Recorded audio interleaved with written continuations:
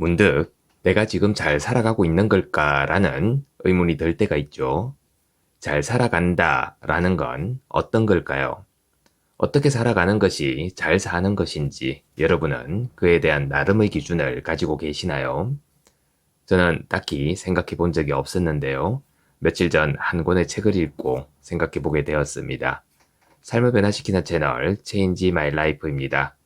오늘은 브리에나 위스트의 책 내 최고의 하루는 오늘부터 시작된다에 나오는 메시지 중 하나를 전해드리려고 합니다. 작가는 30살에 이미 100만 부 이상의 책을 판매한 밀리언셀러 작가이며 시인이기도 합니다. 출판사는 비즈니스 북스이며 옮긴이는 김영애 님이네요. 그럼 시작해 보겠습니다. 지금 잘 살아가고 있는지 어떻게 알 수 있을까요? 좋은 삶이란 무엇이며 어떤 기준으로 측정할 수 있을까요? 우리는 정해진 삶의 경로를 얼마나 성실하게 따르는지를 바탕으로 좋은 삶을 측정하곤 합니다. 좋은 삶의 척도는 사회 문화적 개념이며 이는 시간이 흐르며 변하는 것이죠. 역사를 돌아보면 독실한 신앙심이나 다산 능력이 좋은 삶의 척도였던 때도 있었습니다. 하지만 지금은 다르죠. 오늘날 우리는 개인의 성취를 기준으로 스스로 가치 있는 존재인지 아닌지를 저울질합니다. 인간은 이기적인 존재가 아니며 다른 이들과 어울려 살아가야 하는 존재이죠. 따분한 업무를 비롯해 모든 일은 결국 누군가에게 혹은 무언가의 보탬이 될 때 만족감을 느낄 수 있습니다. 그럼에도 인간은 이를 거스르고 개인의 즐거움을 극대화하기 시작하였습니다. 공동체를 버리고 각자의 개성과 욕구에만 집착하는 것이죠. 그 과정에서 열정은 정신과 영혼을 고갈시키고 있습니다. 우리의 정신은 극심한 스트레스를 받아 지치고 잔뜩 왜곡되어 있는 상태이죠. 그러면서 겉모습은 번듯한데 왜 마음은 공허한지 의문을 품습니다. 세상의 그 어느 것도 우리가 처음 생각한 것과 똑같아 보이지 않습니다. 자신의 삶을 돌아보며 그래, 이게 바로 내가 생각했던 삶이야 라고 결론 짓는 사람은 한 명도 없죠. 제 말의 요점은 이겁니다. 자신이 상상하는 현실을 진짜 현실에 끼워 맞추거나 생각을 조작해서 자신이 통제할 수 없는 것까지 좌우할 힘을 가지고 있다고 착각하면 안 된다는 말입니다. 하지만 좋은 삶을 측정하는 잣대라는 것은 여전히 사회가 돌아가는 기본 방식에 뿌리를 내린 채 우리를 착각하게 만들죠. 즉, 좋은 삶의 잣대는 여전히 성관계, 육체적 쾌락, 사회적 명성과 능력을 인정받는 것, 자존심을 내세워 관심을 받는 것 등 인간의 생존 본능에 뿌리를 두고 있습니다. 생존 본능이란 원하는 것을 위해서 치고 빠지고 얻고 쫓고 원하고 애쓰고 무엇이든 무자비하게 훔치는 본능인 것이죠. 우리는 본능에서 자유롭지 않습니다. 그런데도 사무실과 슈퍼마켓, SNS 등에서 활동할 때 이런 본능이 마치 문명화된 것처럼 꾸미곤 하죠. 반면 동물은 다릅니다. 먹이를 얻거나 혹은 얻지 못하더라도 그 상황의 의미를 행복이나 불행의 개념으로 현실화하지 않습니다. 사랑하는 짝이 떠나도 마음의 상처를 받을까봐 전전긍긍하지 않는 거죠. 동물은 그들의 삶을 어떤 의미에 이리저리 끼워 맞추거나 더 많은 것을 얻기 위해 손을 뻗지 않습니다. 동물이 여전히 본능에 충실한 존재로 살 수 있는 이유는 선천적인 본능을 초월해서 고결한 존재가 되겠다는 욕망이 아예 없기 때문이죠. 동물은 자신의 삶이 좋은 삶인지 아닌지 평가할 필요가 없으니 본능 이상의 것을 추구하지 않아도 되는 겁니다.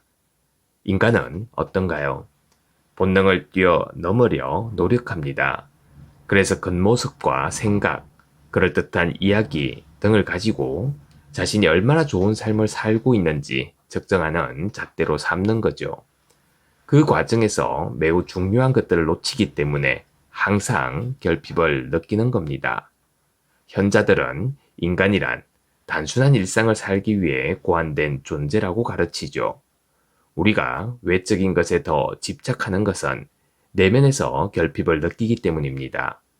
좋은 삶을 측정하는 방법은 삶을 바꾸고 싶은 의지가 얼마나 강한지에 달려있죠.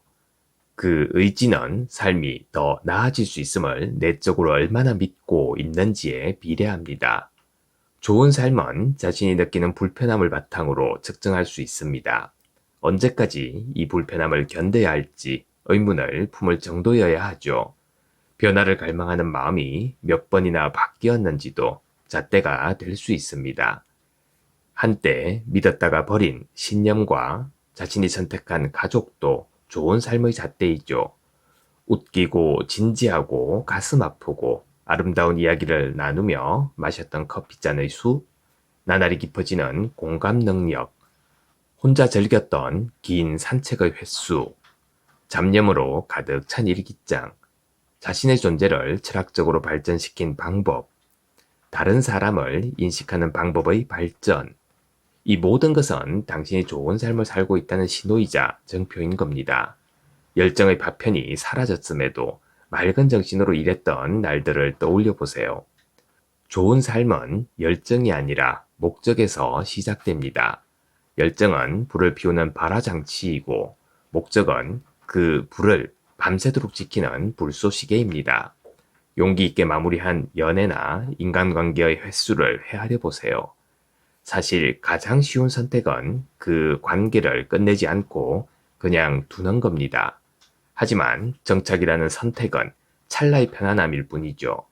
무엇이 될지 상상할 수 없을지라도 편안함에 머무르지 말고 더 많은 자유를 누리기 위해 노력해보세요. 언젠가 그 모든 순간들이 소중해질 겁니다. 말로 표현할 수 없는 그런 감정은 좋은 삶을 살았다는 흔적입니다. 침대 위의 이불에 쏟아지는 아침 햇살을 보며 진심으로 경외심을 느꼈던 때를 떠올려 보세요. 그때를 기준으로 지금의 삶이 좋은 삶인지 아닌지 생각해 보는 겁니다. 그것이 바로 당신이 전보다 더 나은 사람이 됐는지를 측정하는 방법이죠. 그리고 앞으로 더 나은 사람이 되고 싶다는 소망을 갖게 하는 방법이기도 합니다. 뭔가를 상실한 횟수, 잃어버린 것에 더는 애착을 갖지 않는 방법을 배운 횟수, 능력의 한계를 느끼는 순간 수면 위로 밀려나면 또 다른 과제를 지닌 바다가 당신 앞에 펼쳐진다는 것을 깨달은 횟수. 이 횟수들은 그다지 중요하지 않습니다. 좋은 인생은 행동이 아니라 본질에 따라 측정되기 때문이죠. 얼마나 많은 사람을 사랑했느냐가 아니라 얼마나 진심으로 사랑했느냐가 측정의 기준인 겁니다. 일이 얼마나 잘 풀렸고 계획이 얼마나 순조롭게 실행됐는지는 중요치 않죠. 중요한 것은 정해진 경로를 벗어나면서 우연히 마주치는 마법 같은 경험들입니다. 성공보다는 실패가 중요하죠. 실패를 통해 무엇을 배우느냐가 중요한 겁니다. 그렇게 모은 경험의 조각과 깨달음의 순간, 그리고 조금씩 쌓아올린 지식을 통해 당신은 더 위대한 것들을 만들고 성취할 수 있습니다. 이처럼 좋은 삶은 결과값이 아니라 변화를 추구하는 과정에서 얼마나 많은 경험과 깨달음을 얻었는지를 기준으로 측정되는 겁니다. 감사합니다. 매일 아침 소중한 메시지를 전해드립니다. 구독과 좋아요 부탁드립니다.